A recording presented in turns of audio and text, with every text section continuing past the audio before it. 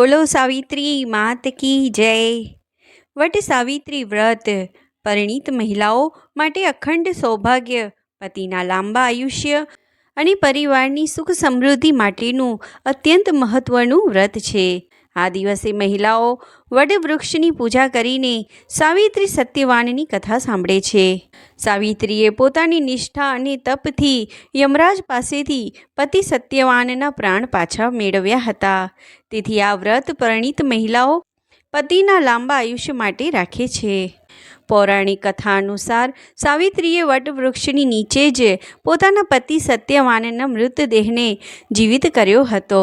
તેથી આ દિવસે વડની પૂજા વિશેષ ફળદાયી માનવામાં આવે છે। આ વ્રત કરવાથી પરિવારમાં સુખ, શાંતિ અને સમૃદ્ધિ આવે છે અને સંતાનની પ્રાપ્તિ થાય છે। જેઠ માસ આવે, સુદ તેરસ આવે, બસ આ દિવસથી વટ સાવિત્રીનું વ્રત લેવાનું।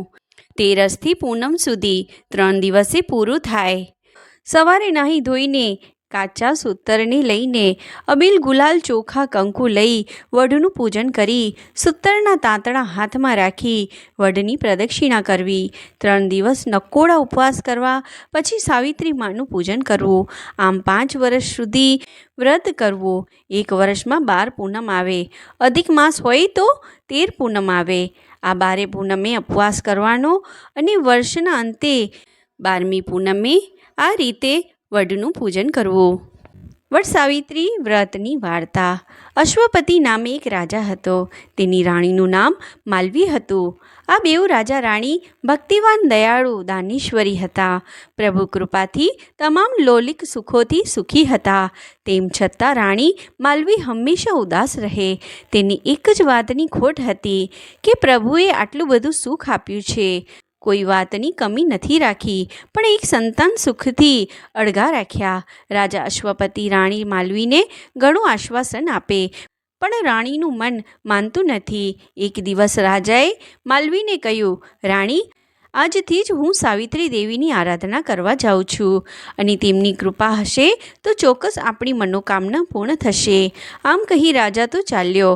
દૂર દૂર જતા જંગલ આવ્યો। જંગલમાં એક જગાએ રાજાએ આસન જમાવ્યું, તપ કર્યું। રાજાની શ્રદ્ધા અને ભક્તિથી એક દિવસ સાવિત્રીમાં તેની સામે પ્રગટ થયા અને રાજાને કહ્યું, રાજન, તારી ઈચ્છા શું છે તે હું જાણું છું, પણ તારા ભાગ્યમાં સંતાન સુખ નથી। તેમ છતાં તારી શ્રદ્ધા અને ભક્તિથી મને ખુશી થઈ છે, માટે જા, તારે ત્યાં એક કન્યાનો જન્મ થશે। આમ કહી આશીર્વાદ આપી સાવિત્રી માં તો અંતર ધ્યાન થઈ ગયા। રાજાને તો હરખનો પાર નથી। તે તો આનંદ પામતો પોતાના મહેલે આવ્યો। રાણીને બધી વાત કહી। સમયને જતાં કાંઈ વાર લાગે છે। 9 માસ પૂરા થયા છે। રાણીને ત્યાં એક સુંદર કન્યાનો જન્મ થયો। રાજા અને રાણીએ આ કન્યા મા સાવિત્રીના આશીર્વાદથી મળે હોવાથી તેનું નામ પણ સાવિત્રી રાખ્યું। સાવિત્રી તો દિવસે ના વધે તેટલી રાત્રે વધે, અને રાત્રે ના વધે એટલી દિવસે વધે। જોત જોતામાં રાજા તેના લગ્ન માટે વિચાર કરવા લાગ્યો। તેણે એક દિવસ સાવિત્રીને કહ્યું, બેટા, તું ઉંમર લાયક થઈ છે, છતાં આજ સુધી કોઈ રાજ્યમાંથી તારા માટે માંગુ આવ્યું નથી, તો મારી ઈચ્છા છે કે તું તારે યોગ્ય વર શોધી લગ્ન કર। પિતાજીની ઈચ્છાને માન આપી સાવિત્રી દેશાટન કરવા નીકળી। પતિની શોધમાં ફરતા ફરતા એક જંગલમાં, જ્યાં રાજા ધ્રુમસેન અને તેની રાણી શેષ્યા તથા પુત્ર સત્યવાન રહેતા હતા, ત્યાં આવી પહોંચી। ધ્રુમસેન આંખે અંધ હતો। સાવિત્રીએ જ્યારે સત્યવાનને જોયો ત્યારે તેના મનમાં સંતોષ થયો કે બસ આ જ મારો જીવનસાથી।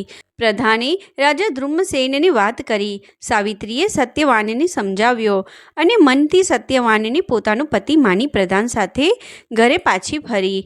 પોતાના પિતાને સર્વે વાતની જાણ કરી, પોતાની ઈચ્છા બતાવી। આ વાતને થોડા દિવસો થઈ ગયા। એક દિવસ રાજા બેઠા હતા, ત્યાં તો નારદજી કરતાલ, તંબુરો વગાડતા, નારાયણ નારાયણના જાપ જપતા આવ્યા। રાજાએ તેમને પ્રણામ કર્યા, આસન પર બિરાજમાન કર્યું। નારદજીએ આસન ઉપર સ્થાન લીધું। એ જ સમયે સાવિત્રી ત્યાં આવી પહોંચી। તેણીએ પણ નારદજીને પ્રણામ કર્યા। નારદજીએ સાવિત્રીને પરણાવવા બાબત રાજાને પૂછ્યું, ત્યારે સાવિત્રીએ જ બ્રહ્મભાવે પોતાની વાત કરી। સાવિત્રીની વાત સાંભળી નારદજીએ કહ્યું, રાજન, સાવિત્રીએ પોતાની યોગ્ય વર શોધ્યો છે, પણ દેવર્ષિ બોલતા કેમ અટકી ગયા? કાંઈ છે જરૂર, આપ જો નહીં કહો તો મને મનમાં ઉચાટ થશે, માટે સત્ય વાત જણાવો દેવર્ષિ, રાજાએ કહ્યું. ત્યારે દેવર્ષિ નારદે કહ્યું, તો સાંભળ રાજન, ધ્રુમસેનના પુત્ર સત્યવાનનું આયુષ્ય પણ ઘણું ટૂંકું છે. આજથી 1 વર્ષ બાદ તેનું મૃત્યુ થશે. પણ એટલા માટે જ હું અટક્યો હતો. પરંતુ સાવિત્રીએ નક્કી કર્યા પ્રમાણે તેના લગ્ન સત્યવાન સાથે જ કરજો. ભાવિ પ્રબળ છે, લખ્યા લેખ મિથ્યા થવાના નથી. ભગવાન નારાયણ સહુનું કલ્યાણ કરો. આટલું કહી નારદજી તો નારાયણ નારાયણ કહેતા ચાલ્યા. દેવર્ષિ નારદજીની કહેલી વાત ઉપર વિચાર કરીને રાજાએ સાવિત્રીને સમજાવવાની મહેનત કરી, પણ સાવિત્રી એકની બે ન થઈ. તેથી રાજાએ સાવિત્રીના લગ્ન કર્યા. સાવિત્રી તો પોતાને ફાળે આવતું કામ ઝડપથી પતાવી સત્યવાન સાથે જંગલમાં સાસુ સસરાની આજ્ઞા લઈને જાય છે, જેથી સત્યવાનની કાંઈ પણ થાય તો પોતે સાથે જ હોય. આમ એક દિવસ સત્યવાન જંગલમાં લાકડા લેવા જાય છે. સાવિત્રી પણ સાથે જ છે. સાવિત્રીને એક જગ્યાએ બેસાડી સત્યવાન લાકડા કાપવા એક ઝાડ પાસે ગયો, અને જ્યાં કુહાડીનો ઘા કરવા જાય છે ત્યાં જ તેને ચક્કર આવ્યા અને તે નીચે પડી ગયો. સત્યવાનને નીચે પડતો જોઈને સાવિત્રી દોડીને તેની નજીક આવી. સત્યવાનનું માથું ખોળામાં લઈને એ રડવા લાગી. સત્યવાનનું શરીર ઠંડુ પડવા લાગ્યું. એવામાં સાવિત્રીએ જોયું કે મહાબળવાન વીર પાડાની સવારી ઉપર પોતાની પાસે આવે છે. તેમના એક હાથમાં ગદા છે તો બીજા હાથમાં મૃત્યુધારા છે. જ્યાં પોતાની પાસે આવ્યા ત્યાં સાવિત્રી તેમને ઓળખી ગઈ. અરે, આ તો યમરાજ! અને તે બોલી ઉઠી, યમરાજા, હું એ તો જાણું છું કે માનવીના પ્રાણ લેવા તમારા દૂતો આવે છે, પરંતુ તેને બદલે આજ આપ જાતે આવ્યા, તેનું કારણ શું? સાવિત્રીનું કહેવું સાંભળી યમરાજા બોલ્યા, બેટી, સત્યવાન એક સત્ય પુરુષ છે, નીતિવાન છે, ધર્મિષ્ઠ છે, માટે તેના પ્રાણ લઈ શકવાનું મારા દૂતોનું ગજ્જુ નહીં, તેથી હું જાતે આવ્યો છું. આટલું કહેતા તો યમરાજાએ સત્યવાન ઉપર મૃત્યુ પાશ નાખ્યો અને સત્યવાનનો પ્રાણ તેના શરીરમાંથી ખેંચી લીધો અને સત્યવાનના આત્માને લઈ, પ્રાણને લઈ યમરાજ ચાલવા માંડ્યા. યમરાજાને જતા જોઈને સાવિત્રી પણ તેમની પાછળ પાછળ ચાલવા લાગી. સાવિત્રીને પોતાની પાછળ પાછળ આવતી જોઈને યમરાજા બોલ્યા, દીકરી, તું ઘણી આગળ આવી ગઈ છે. હવે અહીંથી તું પાછી વળ. હવે મારી પાછળ આવવાનો કોઈ અર્થ નથી. હવે તારાથી મારી પાછળ ન અવાય. સાવિત્રીએ કહ્યું કે પ્રભુ, મારી પ્રતિજ્ઞા છે કે મારો પતિ જ્યાં પણ જાય ત્યાં મારે તેની પાછળ જવું, અને સાથે સાથે આપ જેવા પવિત્ર પુરુષનો સંગ થયો છે, માટે એ સંબંધની દ્રષ્ટિએ હું પાછળ પાછળ આવીશ. અને હા, આપે મને દીકરી કહી છે, તેથી દીકરી બાપની પાછળ આવવાની હકદાર છે. એ દાવે હું પાછળ પાછળ આવીશ. મહાપુરુષ તો પતિવ્રતા ધર્મને પાળવાનો ખાસ આદર્શ પામે છે અને તેને ધર્મ ગણાવે છે. તો મહારાજ, એ ધર્મ પાળવામાં મને તમે શા માટે રોકો છો? સાવિત્રીની વાત સાંભળી યમરાજા ઘણા ખુશ થયા અને બોલ્યા, બેટા, તારી ચાતુર્યભરી વાણી સાંભળી હું તારા ઉપર પ્રસન્ન થયો છું. માટે બેટી, તું મારી પાસેથી જે જોઈએ તે વરદાન માંગ અને પછી પાછી વળ. ખરેખર મહારાજ, આપ મારા પર પ્રસન્ન થયા છો તો હું માંગુ છું કે મારા અંધ સસરાને દિવ્ય ચક્ષુ મળે અને તેમનું આંધળાપણું દૂર થાય. સાવિત્રી બોલી, તથાસ્તુ બેટા, હવે તું પાછી વળી જા. આમ કહી યમરાજા ચાલતા થયા, પણ થોડી દૂર ગયા અને પાછળ જોયું તો વળી પાછી સાવિત્રી તો પાછળ જ આવતી હતી. તેને જોઈને યમરાજાએ કહ્યું, દીકરી, આગળ જતા રસ્તો ઘણો કઠણ છે અને તેથી ખૂબ થાકી જઈશ, માટે પાછી વળ. યમરાજાનું કહ્યું સાંભળી સાવિત્રી કહે, ભગવાન, આપવું જ હોય તો મારા સસરાનું ગયેલું રાજપાટ તથા સુખ સાહેબી પાછી મળે. મારા પિતાને પુત્ર નથી તો તેમને પુત્રની પ્રાપ્તિ થાય તેવું વરદાન આપો. તથાસ્તુ, પરંતુ હવે દીકરી, મારું માની પાછી વળ. યમરાજા એમ બોલ્યા, મહારાજ, આપ તો પરમ પવિત્ર પુરુષ છો અને મહાપુરુષોએ કહ્યું છે કે એવા પુરુષનો સંગ સદાય કરવો, અને આપ તો મને જવાનું કહો છો, તો હું કેમ જાઉં? સાવિત્રીના મધુર વચનો સાંભળી યમરાજાએ કહ્યું, દીકરી, આવી તારી મધુર વાણી સાંભળી મને તૃપ્તિ થતી નથી, પરંતુ મારા રસ્તે હવે તારાથી જવાય નહીં. માટે તારા પિતાના આત્મા જીવ સિવાય હજુ પણ તું વરદાન જોઈએ તો માંગી લે અને પછી જા. આ સાંભળી સાવિત્રી બોલી, હે યમરાજ, આપે જો ખરેખર આપવું જ હોય તો મારે બળવાન એવા 100 પુત્રો પ્રાપ્ત થાય એવું વરદાન આપો. સાવિત્રીને ગમે તેમ કરી પાછી વાળવા માટે ઉતાવળમાં યમરાજા ચૂક્યા અને બોલ્યા, તથાસ્તુ દીકરી, એમ જ થાય અને હવે તું પાછી વળ. સાવિત્રી બોલી, મહારાજ, હવે તો મારાથી પાછા જવાય જ નહીં, કેમ કે આપે મને 100 પુત્ર પ્રાપ્ત થાય એવું વરદાન આપ્યું અને તે મારા પતિ વગર શક્ય જ છે. મારા પતિને તો આપ લઈ જાઓ છો અને તેથી હું મારા પતિ સિવાય કેમ પાછી વળું? શું આપનું આપેલું વચન મિથ્યા જ હશે?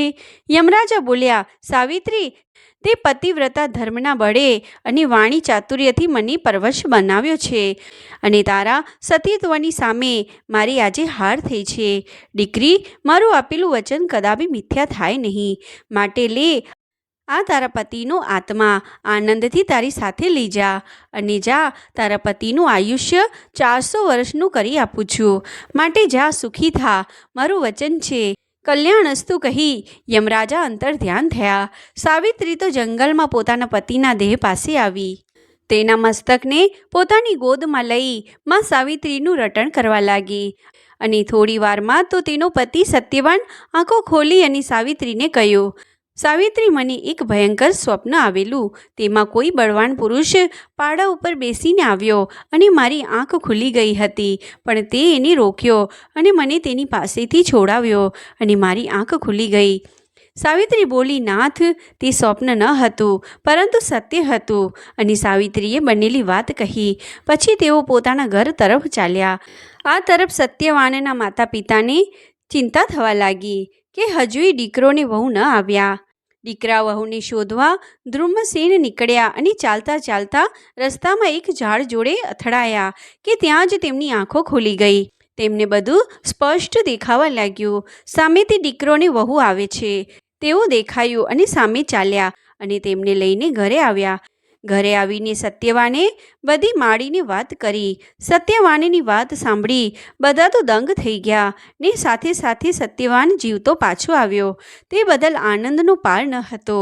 એટલામાં તો ધ્રુમસેન રાજાનો પ્રધાન આવ્યો અને ખબર આપી કે મહારાજ, જે રાજા સામે આપણી હાર થઈ હતી અને આપણું રાજ્ય પડાવી લીધું હતું તે રાજાનું બીજી લડાઈમાં મૃત્યુ થયું છે અને આપણે આપણું રાજ્ય પાછું મેળવ્યું છે, માટે આપને હું લેવા આવ્યો છું. માં સાવિત્રી દેવીની કૃપાથી, સાવિત્રીના પતિવ્રતા ધર્મથી, યમરાજાના વરદાનથી સાવિત્રીને 100 પુત્ર થયા. એ તેણીના પિતાને ત્યાં પણ પુત્ર થયો. આમ સર્વે વાતે આનંદ મંગલ થયો. હે સાવિત્રી માં, જેવા આપ સતી સાવિત્રીને ફળ્યા તેવા આપનું વ્રત કરનારને, સાંભળનારને, વ્રતની કથા કહેનારને ફળજો. જય માં સાવિત્રી, જય માં સાવિત્રી.